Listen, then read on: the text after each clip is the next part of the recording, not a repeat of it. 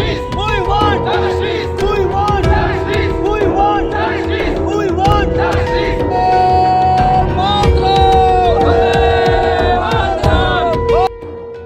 উত্তরবঙ্গ বিশ্ববিদ্যালয়ের গবেষক এক ছাত্রীর ঝুলন্ত দেহ উদ্ধারের ঘটনায় এবার দোষীদের শাস্তির দাবিতে তুফানগঞ্জ থানা মোড় 17 নম্বর জাতীয় সড়ক অবরোধ করে বিক্ষোভ দেখালো অখিল ভারতীয় বিদ্যার্থী পরিষদ। প্রায় 30 মিনিট ধরে চলে এই অবরোধ। খবর পেয়ে ঘটনাস্থলে আসে তুফানগঞ্জ থানার পুলিশ। অবরোধের জেরে ব্যাপক যানজটের সৃষ্টি হয় এলাকায়। জানা যায় শিলিগুড়ি শিব মন্দির সংলগ্ন এলাকায় একটি বাড়ির 3 তলায় ভাড়া থাকতেন বছর 30-এর ববিতা দত্ত। সে উত্তরবঙ্গ বিশ্ববিদ্যালয়ের রুরাল ডেভেলপমেন্ট ডিপার্টমেন্টের রিসার্চ স্কলার ছিলেন। তার বাড়ি তুফানগঞ্জ 1 নম্বর ব্লকের নাককাটি গাছ গ্রাম পঞ্চায়েতের রেল স্টেশন সংলগ্ন কামাত ফুলবাড়ি এলাকায়। ঘটনায় উত্তরবঙ্গ বিশ্ববিদ্যালয়ের শিক্ষক সিদ্ধার্থ শঙ্কর লাহার নামে মাটিগাড়া থানায় লিখিত অভিযোগ করে পরিবার। এই ঘটনায় এবার সেই শিক্ষকের শাস্তির দাবিতে তুফানগঞ্জ থানা মোড়ে টায়ার জ্বালিয়ে 17 নম্বর জাতীয় সড়ক অবরোধ করে বিক্ষোভ দেখালো অখিল ভারতীয় বিদ্যার্থী পরিষদ। এ বিষয়ে কোচবিহার জেলা বিভাগ সংযোজক শুভঙ্কর চন্দ্র বলেন, তুফানগঞ্জ নিবাসী উত্তরবঙ্গ বিশ্ববিদ্যালয়ের গবেষক ছাত্রী ববিতা দত্তের ওপর বিশ্ববিদ্যালয়ের তৃণমূল শিক্ষক সেলের প্রফেসর সিদ্ধার্থ শঙ্কর লাহা দীর্ঘদিন থেকে শারীরিক ও মানসিক অত্যাচার চালাতো।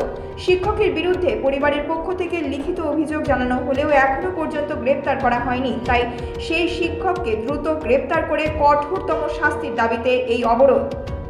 ববিতা দত্তকে যেভাবে খুন করে হত্যা করা হয়েছে, আমরা থানায় ডায়েরি করেছি। এখনও পর্যন্ত সেই অভিযুক্তকে ধরে না, এখনও পর্যন্ত গ্রেপ্তার করেনি। তা আমাদের পুলিশের উপর কোনো বিশ্বাস নাই। আমরা সিবিআই তদন্ত চাই। অবিলম্বে ববিতা দত্তের খুনিকে গ্রেপ্তার করতে হবে। আমাদের কাছে প্রমাণ আছে। এই সিদ্ধার্থ শঙ্কর লাহা, যিনি ববিতা দত্তের গার্ড ছিলেন, তিনি খুন করেছেন। সিসিটিভি ফুটেজে দেখা গেল যে যেদিন ববিতা দত্তের খুন হয় সেদিন 12:45 নাগাদ ববিতা দত্তের যেই বাড়িতে ভাড়া থাকতো সেইখান থেকে সিদ্ধার্থ শঙ্কর লাহা ওই ঘর থেকে বের হয়েছে। আমাদের কাছে এই প্রমাণ আছে। আমাদের কাছে আরও প্রমাণ আছে, সেটা পুলিশের ইনভেস্টিগেশনের রয়েছে। এবং ববিতা দত্ত যদি নিজে আত্মহত্যা করত তাহলে সে ঘরের দরজা জানলা খোলা রাখতো না। আমরা পুলিশের এবং বাড়ির লোকের তদন্তের সাপেক্ষে আমরা একটা সুইসাইড কপি পেয়েছি, সেটা পুলিশের কাছে আছে। আমরা দাবি জানাচ্ছি সেটার পূর্ণাঙ্গ তদন্ত হয়ে ওই ববিতা দত্তের খুনি ফাঁসি হোক, সেটাই আমরা চাচ্ছি।